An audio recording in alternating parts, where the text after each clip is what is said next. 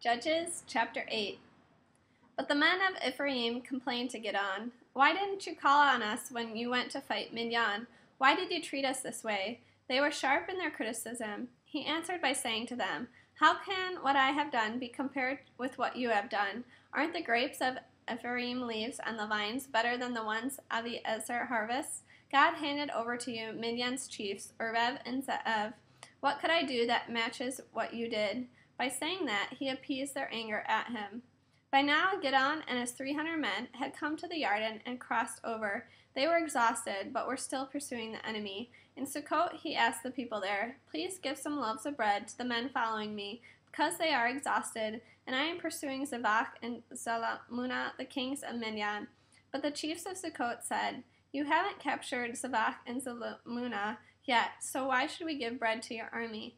Gideon said, "If that's your answer, then after Adonai has put Zebach and Zalmunna in my hands, I will tear your flesh apart with desert thorns and thistles." From there he went up to Penuel and made the same request, and the people of Penuel gave the same answer as those of Sukkot. So he answered the people of Penuel similarly, "When I return safe and sound, I will break down this tower." Now Zebach and Zalmunna were in Karkor with their army, about 15,000 men, all that remained of the entire army of the people from the east, since 120,000 arms-bearing soldiers had fallen. Gideon went up, using the route of the nomads east of Novach and Yogbeha, and struck down the army when they thought they were safe. Zebach and Zalmunna fled, but Gideon pursued them. Then he captured the 2 kings of Midian, Zebach and Zalmunna, and routed their whole army in panic. When Gideon, the son of Joash, returned from the battle by way of the Heres Pass, he captured a young man from Sukkot and asked him about the chiefs and leaders of Sukkot. He wrote down for him the names of 77 of them. Then he came to the people of Sukkot and said, "You insulted me when you said, 'You haven't captured Zebach and Zalmunna yet, so that why should we give you bread to your exhausted men?' Well, here are Zebach and Zalmunna." And he took the leaders of the city and desert thorns and thistles and used them to teach the people of Sukkot a lesson. He also broke down the tower of Penuel and put the men of the city to death. Then he said to Zebach and Zalmunna, "Tell me about the men you killed at Tabor." They answered, "They look like you, like a king's sons." Gideon replied, "They were my brothers, my mother's sons, and surely as Adonai is alive, I swear that if you had spared them, I would not kill you." Then he ordered his oldest son, Yeter, "Get up and kill them." But the boy didn't draw his sword. Being still a boy, he was afraid. Then Zebach and Zalmunna said, "You do it, you kill us. Let a grown man do what takes a grown man's strength." So Gideon got up and killed Zebach and Zalmunna. Then he took the ornamental crescents from around their camels' necks. The men of Israel said to Gideon, "Rule over us, you, your son, and your grandson, because you saved us from the power of Midian."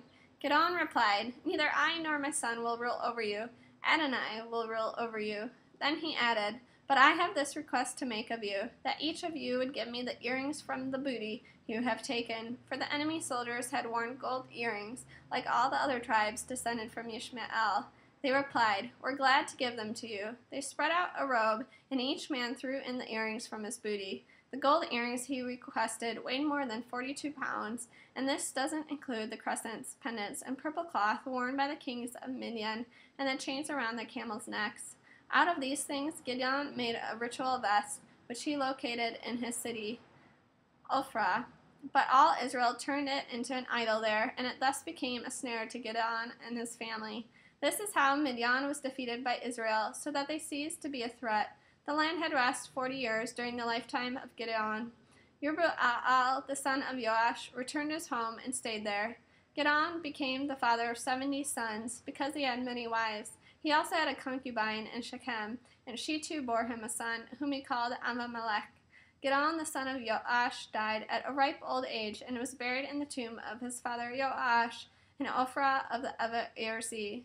But as soon as Gideon was dead, the people of Israel again went astray from after the Baalim, and made Baal-berith their god. They forgot Adonai their God, who had saved them from the power of all their enemies on every side, and they showed no kindness toward the family of Yerubbaal, that is, Gideon, to repay them for all the good he had done for Israel.